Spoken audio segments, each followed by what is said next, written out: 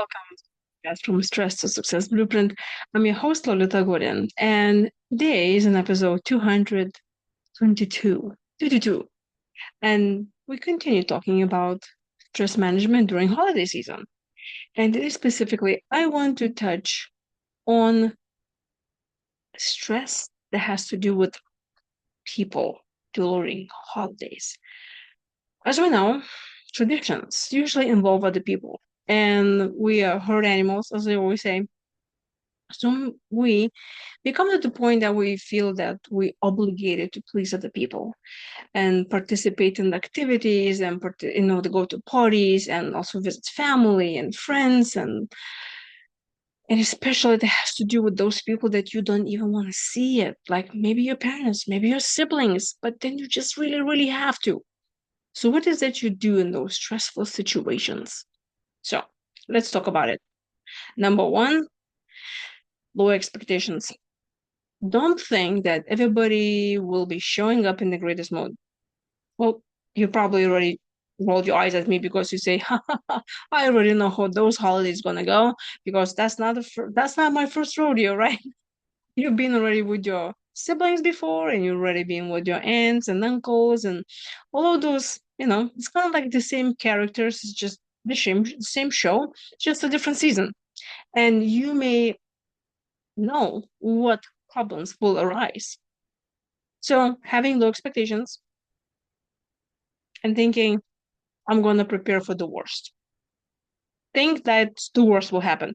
That's kind of what I say. It's great to apply this method to anything really in your life, because if you prepare for the worst, then you will not be afraid of it. It's kind of like you already told yourself that it's possible and you already made a plan what you're going to do. And that is the second thing that you need to do for sure. The second step is how to have less stress when you're dealing with those people. It is because you're already been around them. You probably can tell what's what's the conflict. Who's gonna say what? Who's going to get triggered? Who's gonna remember something? Who's going to ask a stupid question? Um, you know this. That's not the first time for you. So you prepare. So my advice is to take a piece of paper. Okay, fine, you can type it up, but remember what were the conflicts that or questions. For example, maybe there is somebody's keep on asking you the same question, like, so when you having kids, or did you find your job yet? What's happening there? And you know, like those questions that make you feel uncomfortable, you don't want to answer.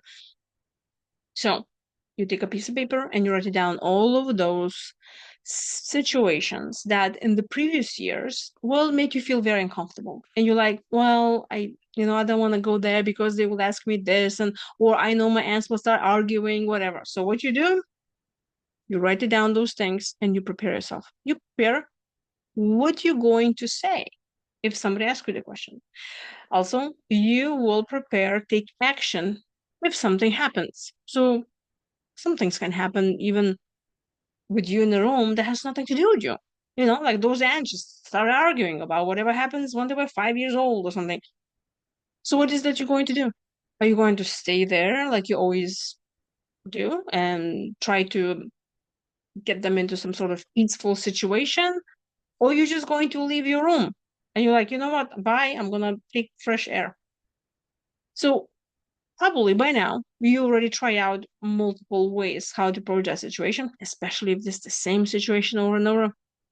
I know, I've been in those situations. So what worked before and what didn't work? So this is the time for you now to prepare yourself, because when you will be in that room, you will know what to do. So then you will try something.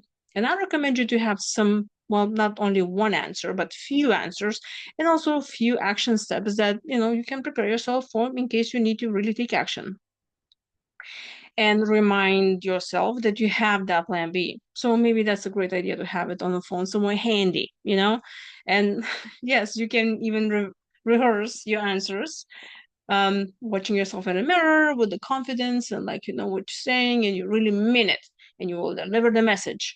And that answer that they keep on asking you, now you are prepared.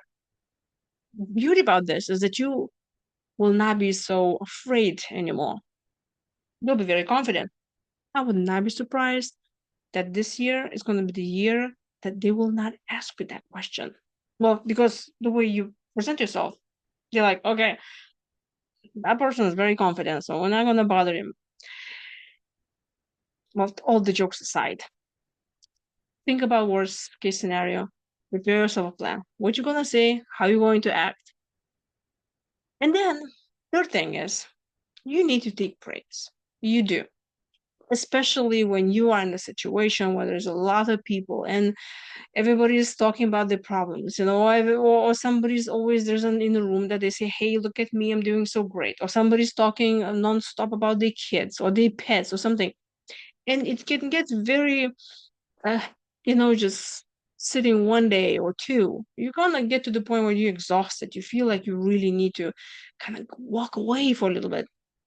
Prepare yourself also, especially if you have difficulties with boundaries.